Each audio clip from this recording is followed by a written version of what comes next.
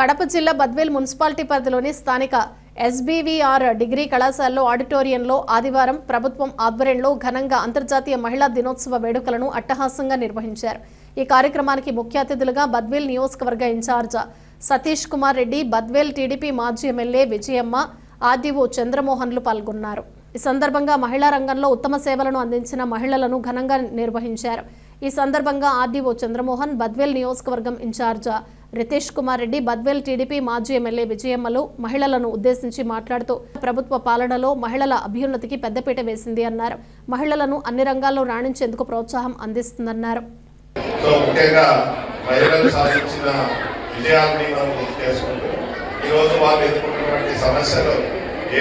వాటిని ఏ విధంగా పరిష్కరించాలి, దానికి ప్రభుత్వం ఏం చేయాలి, అలాగే ప్రజలు ఏం చేయాలి, ఇవన్నీ మనం చేసుకునే దానికోసం కార్యక్రమాలు నిర్వహిస్తాం. ఇందాక పెద్దలు చాలా మంది చాలా విధాలుగా చెప్పారు. చాలా మంది పైకి వచ్చి సక్సెస్ స్టోరీస్ కూడా చెప్పారు. ఖచ్చితంగా ఇక్కడ ఉన్నటువంటి ప్రతి మహిళలకు ఒక సక్సెస్ స్టోరీ ఉంటుంది. ఈరోజు మహిళలు ఎవరైతే మహిళలకే చెందుతుందని మీ అందరికీ తెలియజేస్తుంది. ఈరోజు మనం ఆడబిడ్డల్ని చదివించాలి. మీలో ఉన్న సంఘాల్లో కూడా మీలో ఉన్న వాళ్ళు ప్రతి ఒక్కరు ఒక లీడర్గా మీ దాంట్లో నాయకత్వం వస్తుంది. ఎందుకంటే ప్రతి దాంట్లో మీ ముందున్న కథంతోనే ఈరోజు చాలా ముందుకెళ్తాం. ప్రతి కుటుంబంలో మనం ఒకటి చెప్పచ్చు, మహిళలు బాగుంటే ఆ కుటుంబం ముందుకు వస్తుంది. అదే విధంగా 100 మంది 1000 మంది మహిళలు సంకల్పంతో మరియు ఐక్యతతో ముందుకు వస్తే ఆ గ్రామం కానీ, ఆ ప్రాంతం కానీ, ఆ నియోజకవర్గం కానీ అభివృద్ధి చెందుతుందని మీ అందరికీ తెలియజేస్తుంది. మన ప్రాంతంలో 2 మాటలుంటే ఈరోజు ఆంధ్రప్రదేశ్లో ఈ మహిళా మాటలో కూడా మొట్టమొదటి స్థానం అటు పూర్వాల కానీ బద్వేలు కానీ చెప్పు కూడా మనం తీసుకున్నాం. మనం నెప్మా కానీ డిఆర్డిఏ ద్వారా కానీ మనం ముందంజలో ఉన్నాం. కానీ ఈరోజు మీరందరూ ఇక్కడ ఉన్న వాళ్ళందరూ మీ కాళ్ళ మీద నిలబడేదానికి అనేకంగా మనం చూస్తే ఇక్కడ ప్రభుత్వ సహకారం ఉంది. మీ కాళ్ళ మీద మీరు నిలబడేదానికి మీ సంఘంలో ఉన్న వాళ్ళు కానీ ఎవరైనా కానీ టెక్నాలజీ ఉంది, ఫోన్ ఉంది, అనేక విషయాల్లో మనం నేర్చుకోవచ్చు. ఉదాహరణకి నేను ఇంతకుముందు ఒక మీటింగ్లో చెప్పాను, ఈరోజు మహిళలు ఇంటికే పరిమితం కాదు అనేసి ఒక కాంపిటీషన్ కానీ మనం పెడితే వంట కార్యక్రమం పెట్టామనుకోండి, మీలో ఒక్కొక్కరు వంట చేసే దాంట్లో ప్రాధాన్యత ఉంటుంది. కానీ మేము మీ ఒక్కొక్కరిని పిలిచి ఒక 50 మందికి వంట చేయమని చెప్పామనుకోండి, మీ పరిస్థితి ఏంటి? అప్పుడు మీరు ఏం చేస్తారు? మీ సంఘంలో ఉన్న వాళ్ళని 10 మందిని తీసుకొని వచ్చి, అక్క నువ్వు వంటలో ఇది తరుగు, లేదంటే ఉప్పు కారం ఇవన్నీ అనేసి అనేక విధాలుగా కలిసికట్టుగా చేస్తేనే అవుతుంది. ఒక క్రికెట్ జట్టులో కూడా మనం చూస్తే ఒక కెప్టెన్ లాగా కేవలం కెప్టెన్ కి అవార్డు కాదు, ఈ 11 మంది సరిగ్గా ఆడితేనే అవుతుంది. అందుకే సభ్యులందరినీ కోరేది ఒకటే, మీలో ఒకరికి మంచి నైపుణ్యం ఉంటుంది. వాళ్ళు చిన్నవాళ్ళు కావచ్చు, పెద్దవాళ్ళు కావచ్చు, చదువుకుని ఉండొచ్చు.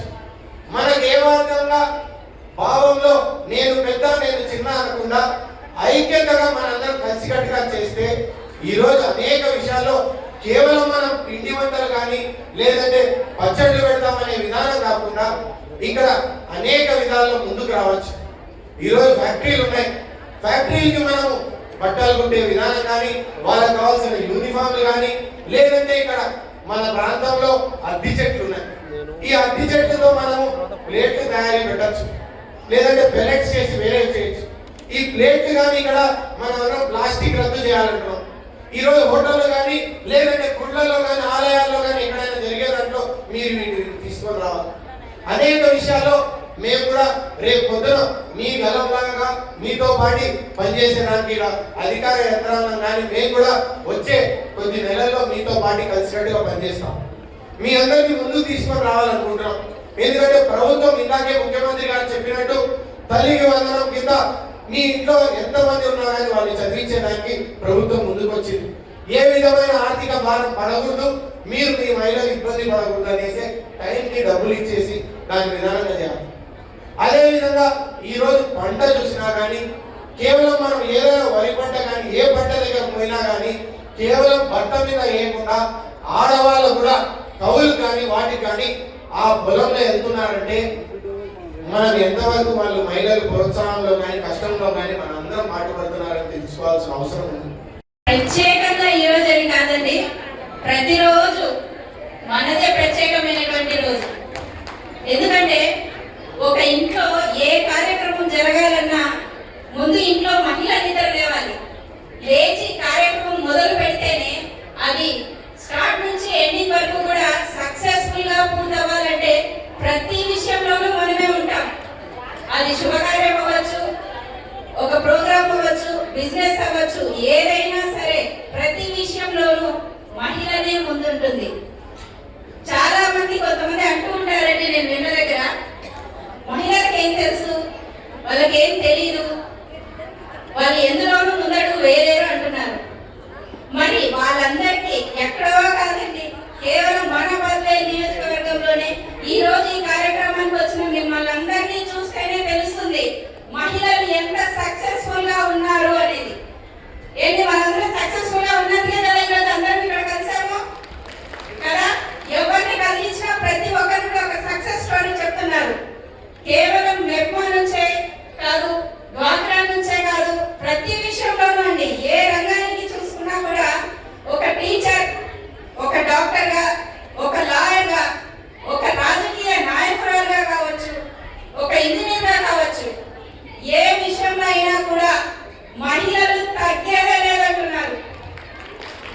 నిజమా కదా? చాలా మంది కూడా ఇదివరకు భయపడే వాళ్ళం చదువుకోవాలన్నా, బయటికి రావాలన్నా. కానీ నేటి సమాజంలో ధైర్యంగా ముందుకు వస్తున్నాం. ఇందాక అమ్మ మాట్లాడారు పోర్మాయిల నుంచి, విజయమ్మ గారు. నిజంగా అమ్మ, మీకైతే నేను ప్రత్యేక